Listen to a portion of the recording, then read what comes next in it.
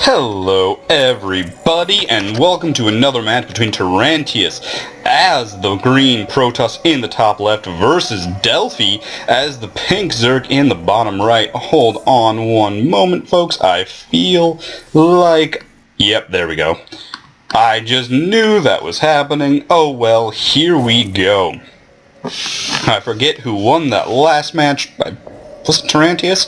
I don't remember. It's been a little bit since I've casted. Actually, I casted this game once, and then I forgot to turn my recording on, and whatever, and it's been a while, and so I'm casting again. Yeah, that's just how it works. That's what happens when you mess up. You just wait a while, and then you let your mistakes wash clean because you've forgotten. And whatever, and I'll probably forget even more soon. Either way, I'm going to be seeing a pylon on the high ground. Once again, I do remember he did this in the last matchup as well. I must confess, I shouldn't say always, I do not usually like this. Even if you were going for a 4-gate, I'd still prefer the pylon like right there, and so you can make a little bit of a wall off in case they 6-pool you, as Delphi does appear to be 10-pooling, or something similar. I forget where that pool came down. Here's a double extractor. Wait, one of those... Yep, double extractor trick out of Delphi. And a gateway coming down instead of a forge. Looks like both players going to be aggressive starting out here. That is going to make for a very interesting game. As I was about to start launching into, I really feel Delphi should be a Protoss player because his name, I mean, the Oracle at Delphi. Protoss, oracles, duh. Okay, you know what? No, don't listen to me. I'm just a Greek history nut. Hellenophile, I believe, is the correct term. Though I don't think I would launch 1,000 ships to get... You know what? Okay, never mind. I'm just let me hide my nerdum behind... Okay, so I'm hiding my nerddom behind more nerddom, or am I hiding my geek behind my nerd? I don't know, I'll have to figure out the difference between those things. Either way, Lings on the way, 2 more, and another 2 in production. 8 Lings going to be heading out over here. Zealot's already done, but I feel like, where did that Zealot go? Or maybe, no, you know what? I think the Zealot was cancelled when he didn't see a 6-pool, or when he didn't have a 6-pool coming. Now there's the Zealot coming again, whatever, going to be made again, warped in from Ire. I guess coming actually is the right one. I mean, warping would be much more correct. Whatever. Arriving from Ire, there's the scout. Look at that instant reaction time on that probe. Just so excellent as my frames per second falls to 0 for some odd reason. There's a pylon coming down, and the Zealot brought out a couple of probes with it. Micro going on. He's got to be very careful, though. There is definitely enough Lings to take that in a straight-on battle. Definitely going to be engaging with a lot of probes and Zealot, trying to draw them into the mass of probes. Delphi having nothing of it, just continuing to harass. The Mothership Core, though, going to be pushing all of this back. However, Delphi has been able to take a safe base in the process on the end. Well, let's look at a really nice scout off here. Seeing what would appear to be a more aggressive build out of Tarantius, but I do not think so. In fact, I feel this is an expand, although it still could be aggressive. You could be looking at mid-game aggression as opposed to early game. There's the Lings going to be coming in. Whether or not they'll be able to force a cancel on this, of course, that would be amazing if he could, or even destroy it would be even better. Look at that amazing micro. Not going to be able to get it, though. Forced to retreat in the end as the probe throws down that pylon. Either way, this match underway, or right away from the beginning. I will point out that Tarantius actually has a lead. Not sure how long that lead will be because this base is already established while this one is behind. On the other hand, Tarantius is ahead in tech for what a Protoss player would normally be, which will make a bit of a difference in this game, I feel. Able to be a little bit more aggressive during that mid-game. Why is my frame rate dropping? I'm not even connected to the internet right now. Oh yeah, never mind, I forgot. Wow, how could I even forget that? I'm actually, converting a ton of videos while I'm doing this, so, well, that answers the question. Either way, with this kind of opening, especially with all these extra gateways coming down, I really feel Tarantius is going to be trying to push this early, trying to win this battle ASAP. But I feel that Delphi knows it, hence no third base. Zergling speed on the way, but I almost feel like he's going to need to take a roach war and throw something down if he really wants to be able to handle. Oh, and the photon overcharge there to take care of an overlord. Whoa, what the heck? You don't see that very often. Either way, I feel like he's definitely going to need to throw something down if he really wants to defend against any possible push from Tarantius. I mean, we're just... Basically, this could be going into a whole lot of gateway pressure, something that you probably don't want to see if you're in Delphi's position, which is constantly behind his opponent. On the other hand, we are seeing a Baneling nest and a lot of lings on the way. If we see a bust, that could be the end here, as most of his units are moving across the map. The only question is whether or not that Baneling nest will be done in time to really matter. As the battle begins, Pylon is coming down. I feel like it was a little bit early there, as the lings probably more than enough to take on these zealots, but nope, alas, they do retreat. All sorts of more lings being produced, and banelings now on the way. Zealot Sentry, definitely not ideal versus banelings. You can actually handle banelings with that, if you have just perfect force fields, which of course Tarantius, pro level player, is going to have very good ones indeed. Stalker on the way. Now here comes the banelings. Now you have to see the perfect, no, almost.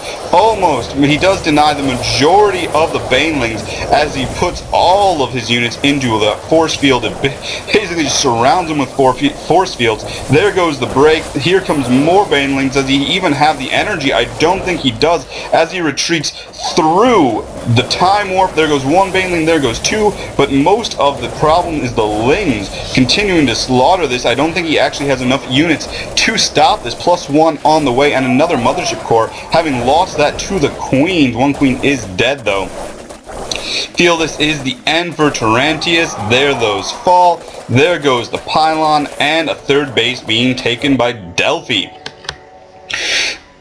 Basically just defeating that push. Now we're going to be heading across, and I feel like Tarantius might be in a little bit of trouble, having lost basically everything there. And these lings going to be counterattacking, able to do no, they won't be able to do any damage. But he has lost a lot, especially if some sort of some other attack comes out. On the other hand, the third base usually signifies that that is not about to happen. Stargate coming down for Tarantius, a choice I like, as well as Lair Tech for our Zerg player. Also note that even if you perfectly chrono boost your forge, it will not be able to keep up with double upgrades unless you also have double upgrades. So basically at this point, Delphi doesn't have the supply, or doesn't have the upgrade advantage now, but he probably will in the future, as the lings do head in trying to get something accomplished. Will not be happening. Sentry there to block the path. Zealot Sentry is something I've been experimenting with myself, actually. I've really been liking it, and I really like how Tarantius incorporated that push as well. A lot of interesting things can be done with that.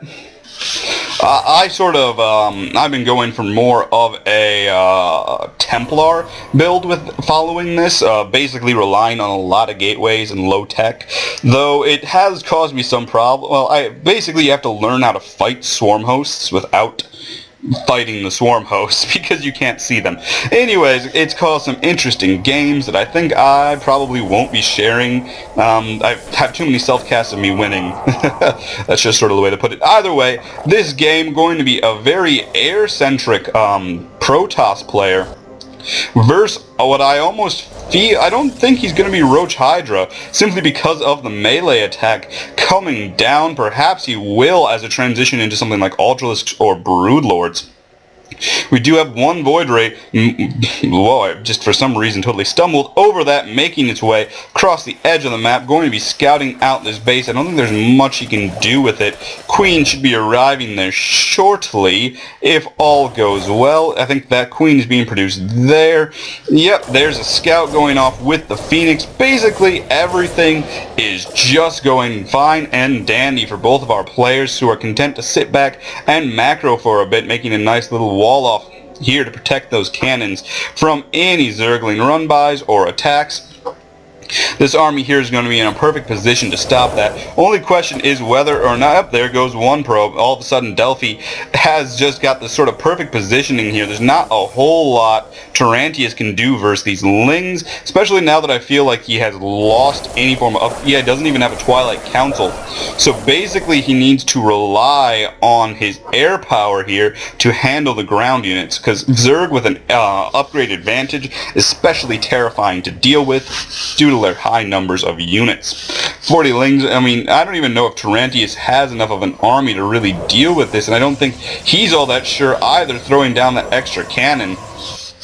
Almost feel like Delphi could end this with just Lings and Banelings. Those Void Rays, they're powerful, but are they really enough to handle all those light units? I don't really think so. Now that I'm looking at this, I'm also starting to become pretty convinced that we are going to be seeing Ultralisks out of the Delphi at some point. It just would seem the natural sort of... Basically, that would just sort of be what I would in the end do were I Delphi. On the other hand, we do have a lot of Lings here. Perhaps enough to take that, decides not to. Though he is forcing this army here to be really active and engaged. There isn't a whole lot I feel though this army is going to be capable of doing. I just don't think it has the ground... Basically, I don't feel it has the ground force strong enough to stand up to the Lings. And I don't think it has enough air power to make the difference. There goes the run by, his own wall off going to be hampering him in some ways, but the Lings do not decide to try and attack either of the bases, as this base is becoming established once again. A lot of Queens on the field. Very useful for defending against Void Rays, especially when it's basically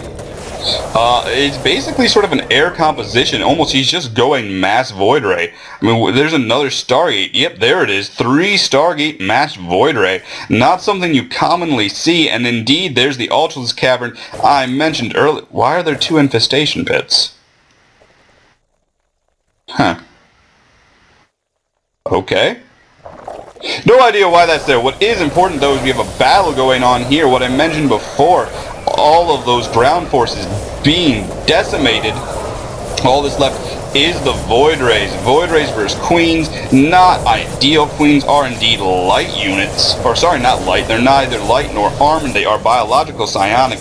Not going to be taking any extra damage from Void Rays. And also able to transfuse each other. Basically semi-immortal, you might even say. Void Ray harassment, not something you usually... Well, it's not exactly uncommon, but it's not common either, as we do have Lings making their way into the main base here. The problem with Lings versus Void Rays is that Void Rays have almost no killing power versus these things. On the other hand, they're able to do almost no damage before they are pushed back. Not much you can say for that, except that's how it is, but there are now Ultralisks on the field. I feel like Delphi has... there's sort of 2 things Zerg can do. They can either decide to directly fight the Void Rays and get either Mutalisks or Hydralisks, or they can say, screw it, I'm ignoring these things, I'm gonna get Ultralisks, I'm gonna get a huge amount of armor, and I am just going to run you over. And that does appear to be the route Delphi has gone for. Can't really blame him for it. Without that fleet beacon down, these Void Rays are going to be severely disadvantaged versus the huge amount of armor that these Ultralisks are going to have soon. I mean, it's not... Once a fully upgraded Ultralisk has all its armor, it's just ridiculous. They have, what is it, like 5 armor that takes out... If he stays on the +1, he'll be doing less damage with his prismatic beam than if nobody had any upgrades at all. Basically, Void Rays will be near useless versus Ultralisks at that point, something Tarantius really should be worrying about, especially with a maxed army here. But here's the engagement, there's the charge, the alignment, not going to be helping him much. By the way, Queens as well. Queen Ultra, incredibly scary versus this composition, mostly because the Void Rays have to be able to deal with the Ultras, and as soon as that charge goes down, they're not going to have much of an ability to do it. I honestly don't know if he could possibly survive this battle. There's the feedbacks coming down, but I don't know if 2 is going to be quite enough to do it. On the other hand, the Ultras are taking a lot of damage, but here come the Queens. They've got all the energy. We could be seeing a lot of transfuses coming down. On the other hand, the Time Warp is going to be making it very difficult for them to transfuse farther down the line as the Void Rays focus down the Queens one after another, but the transfuse is just too good, having to go back and focus down the Ultralisks that are causing all the damage. Once those fall, Zealots will probably be able to take care of the Queens fairly easily as the Ultralisk is caught behind them. There goes the battle.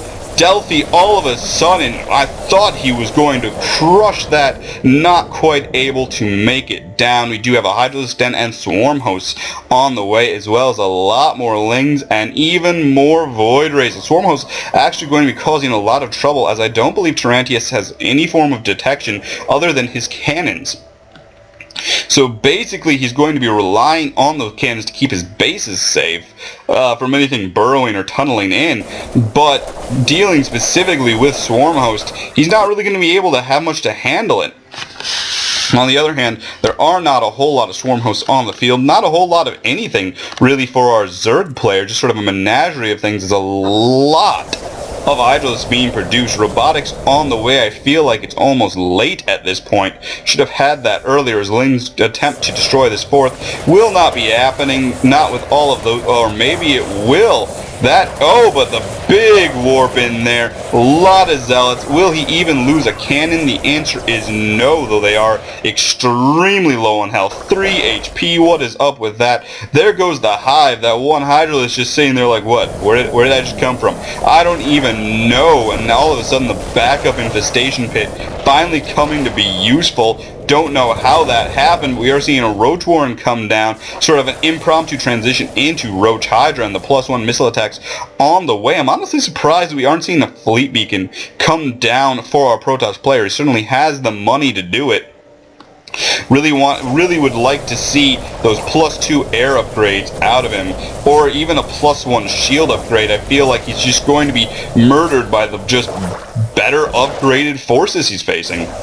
That armor is just going to be causing him all sorts of trouble, especially with the +1 missile attacks on the way. He won't have any claim to basically being able to do anything. So we are seeing more Swarm Hosts and Enduring Locusts on the way. All of a sudden, this is going to get very interesting, very fast. On the other hand, the Robotics Bay is done.